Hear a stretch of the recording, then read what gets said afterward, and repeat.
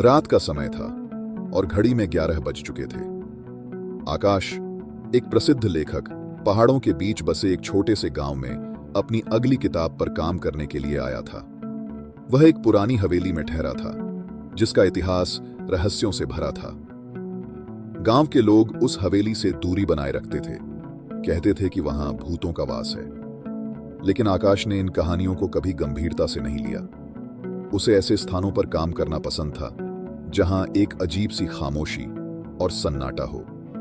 पहली रात हवेली में घना सन्नाटा पसरा था।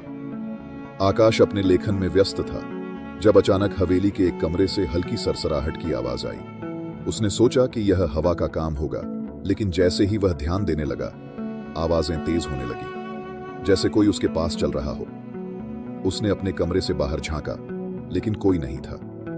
दरवाजे की दरारों से एक ठंडी हवा का झोंका अंदर आया और उसकी रीढ़ की हड्डी तक सिहरन दौड़ गई। वह वापस अपनी कुर्सी पर बैठने ही वाला था कि अचानक एक तस्वीर जो दीवार पर लटकी हुई थी गिर गई। तस्वीर में एक औरत थी जिसके चेहरे पर गहरी उदासी झलक रही थी। आकाश ने तस्वीर को उठाकर वापस दीवार पर टांग दिया, लेकिन उसे महसूस हुआ कि तस्वीर उसे घूर रही है। अगले दिन आकाश ने गांव के कुछ लोगों से हवेली के बारे में पूछा। एक बूढ़े आदमी ने कहा, इस हवेली में एक बार एक औरत रहती थी, मालिनी। उसे यहां के जमींदार ने बेवजह मौत के घाट उतार दिया था। तब से उसकी आत्मा इस हवेली में भटकती है। आकाश ने इसे कहानी मानकर मजाक में उड़ा दिया, लेकिन उस रात फिर वही अजीब आवाजें होने लगीं। इस बार आवाजें हवेली के सबसे पुराने हिस्से से आ रही थीं, वह हिस्सा जहां जमींदार का कमरा था। आकाश ने अपने डर को नजरअंदाज करते हुए वहां जाने का फैसला किया। जैसे ही उसने कमरे का दरवाजा खोला, हवा में एक अजीब सी सर्दी थी। कमरे के बीचों बीच एक पुरानी कुर्सी थी और दीवारों पर धूल जमी हुई थी। कमरे में सब कुछ जैसे थम चुका था, लेकिन हवा में कुछ अजीब था, जैसे कोई छिपा हुआ रहस्य उसे बाहर आने की कोशिश कर रहा हो।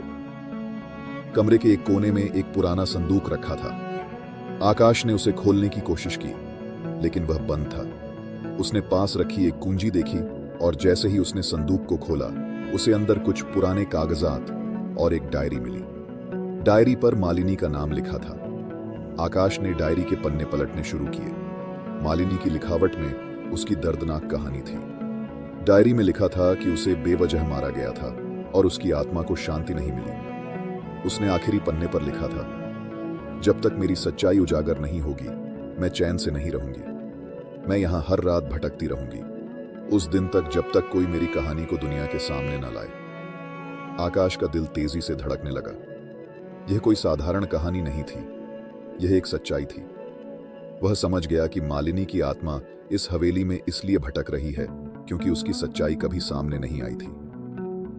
उसी रात हवेली में फिर से अजीब घटनाएं होने लगी। आकाश के कमरे के दरवाजे अपने आप खुलने और बंद होने लगे। अचानक कमरे में एक ठंडी हवा बहने लगी और दरवाजे के सामने मालिनी की धुंधली परछाई दिखाई दी। उसकी आंखें दुख और गुस्से से भरी थीं। मैं यहां से तब तक नहीं जाऊंगी जब तक मेरी सच्चाई उजागर नहीं होती। मालिनी की आत्मा ने आकाश की ओर देखा और कहा। आकाश ने धीरे से कहा, मैं तुम्हारी कहानी लिखूंगा। मैं दुनिया को बताऊंगा कि तुम्हारे साथ क्या हुआ था। अगले दिन आकाश ने अपनी किताब में मालिनी की पूरी सच्चाई लिखी। किताब के छपने के बाद गांव के लोग हवेली की सच्चाई से वाकिफ हुए। धीरे धीरे हवेली में होने वाली अजीब घटनाएं कम होने लगी। एक रात आकाश को फिर से मालिनी की परछाई दिखाई दी, लेकिन इस बार उसकी आंखों में शांति थी। उसने आकाश को धन्यवाद दिया और धीरे धीरे गायब हो गई। आकाश ने महसूस किया कि उसकी आत्मा अब शांति में थी। वह हवेली अब पहले की तरह डरावनी नहीं थी और गांव के लोग वहां आने लगे। मालिनी की सच्चाई उजागर हो चुकी थी और उसके साथ भटकती आत्मा को अब मुक्ति मिल चुकी थी।